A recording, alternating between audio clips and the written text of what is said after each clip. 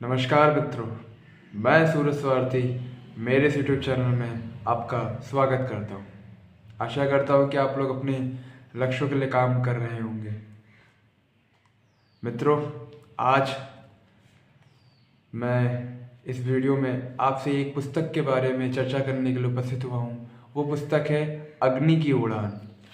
ये वाली पुस्तक, ये जो पुस्तक है, अभी अभी मैंने इसको पढ़ के कंप्लीट किया है और ये जो पुस्तक है वो 192 पेज की है। इसको प्रभात प्रकाशन ने प्रकाशित किया है और ये जो पुस्तक है वो हमारे देश के प्रतिभाशाली वैज्ञानिक और राष्ट्रपति रहे डॉक्टर APJ अब्दुल कलाम की आत्मकथा है, जो उन्होंने स्वयं ही लिखी है। डॉक्टर APJ अब्दुल कलाम ने इस पुस्तक में अपनी पूरी जर्नी के बारे में बताया है कि किस तरह रामेश्वरम में उन्होंने अपना बचपन बिताया है और फिर आगे चल के इंजीनियरिंग का कोर्स किया, फिर एक महान वैज्ञानिक बने और अग्नि, नाग, आकाश जैसी मिसाइलों का निर्माण करके भारत देश की तरक्की में अपना योगदान दिया। तो मित्रों, ये पुस्तक बहुत ही प्रेरक पुस्तक है। मैं जब पढ़ रहा था तो काफ़ी चीज़ें कलाम साहब के बारे में पता चली कि कितने पैशनेट थे वो अपने मिसाइल के सपने को लेकर के। किस तरीके से उन्होंने बार बार अपनी लक्ष्य की प्राप्ति में बहुत असफलताएं देखी, बहुत ज़्यादा असफलताएं देखी, लेकिन आखिरकार सफलता को भी प्राप्त किया।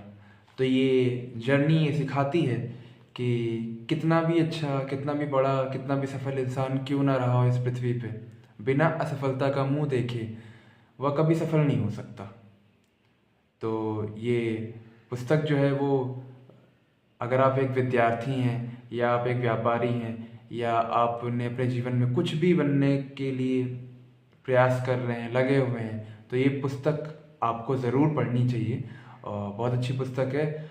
बहुत अच्छे अच्छे अंश इस पुस्तक में हमें मिलते हैं पढ़ने के लिए। बहुत प्रेरक हम संवाद हमें इस पुस्तक में मिलते हैं पढ़ने के लिए। मित्रों, आप लोगों ने अब्दुल कलाम की वो कहानी तो सुनी होगी ना, जब वायुसेना के इंटरव्यू के लिए गए थे वो, और लेकिन उनका चयन नहीं हुआ था। तो इससे वो बहुत निराश हो जाते हैं और फिर वह ऋषिकेश पहुंचते हैं। ऋषिकेश में शिवानंद स्वामी के वह आश्रम पहुंचते हैं और जब शिवानंद स्वामी से वे मिलते हैं तो बताते हैं कि मैं अब्दुल कलाम हूँ, मैं अपने इंटरव्यू में फेल हो गया, इसलिए मैं बहुत निराश हो चुका हूँ अपने जीवन से। तो श्री शिवानंद स्वामी उनको समझाते हैं और मैनिफेस्टेशन की बात श्री शिवानंद स्वामी करते हैं। मैं आपको बताता हूँ। हाँ, तो अब्दुल कलाम साहब कहते हैं कि मैंने उन्हें भारतीय वायुसेना में अपने नहीं चुने जा पाने की असफलताओं के बारे में बताया। उन्होंने मुस्कुराते हुए मेरी सारी चिंताएं दूर कर दी। ये वो श्री शिवानंद स्वामी के बारे में बात कर रहे हैं। और फिर धीमे तथा गहरे स्वर में कहा, इच्छा जो तुम्हारे हृदय और अंतरात्मा से उत्पन्न होती है, मतलब आपके मन में कोई अगर इच्छा है और कुछ बनने की, कोई सपना आपने लिया है, वो आपके मन में अगर इच्छा जागृत हुई है, तो जो शुद्ध और मन से की गई हो, एक विस्मित कर देने वाली विद्युत चुंबकीय ऊर्जा लिए होती है।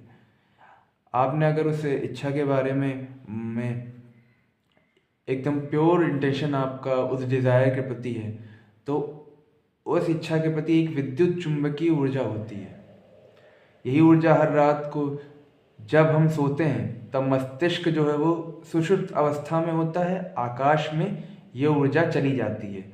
हर सुबह यह ऊर्जा ब्रह्मांडीय चेतना लिए वापस शरीर में भी प्रवेश करती है। जिसकी परिकल्पना की गई है वह निश्चित रूप से प्रकट होता नजर आएगा।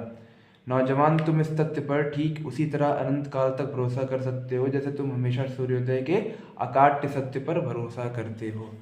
ठीक है, तो स्वामी शिवानंद जी ने अब्दुल कलाम को जैसे सूर्योदय का सत्य है, सूर्य का सत्य है इस संसार में, वैसे ही हमारे जो विचार हैं उनका भी सत्य बताया है कि अनंत काल तक हम अपने विचारों पे भरोसा करके अपना जीवन निर्माण कर सकते हैं। ऐसी कई सारी अनोखी चीज़ें आपको इस किताब में पढ़ने को मिलती हैं। तो ये किताब बहुत अच्छी है और 192 पेज है इस किताब के अंदर में। तो अगर आपने ये किताब नहीं पढ़ी है तो ज़रूर पढ़िए और अब्दुल कलाम के योगदान के बारे में जानिए कि किस तरीके से जब उन्होंने अग्नि मिसाइल का निर्माण किया तो भारत देश का डंका दुनिया में बचा। चलिए, मैं इस पुस्तक को पढ़ चुका हूँ, आप लोग भी पढ़िए और आज के लिए इतना ही। मैं फिर अगले किसी और वीडियो में किसी और विषय पे बात करने के लिए आपसे ज़रूर मिलूँगा। तब तक के लिए आपको नमस्कार है।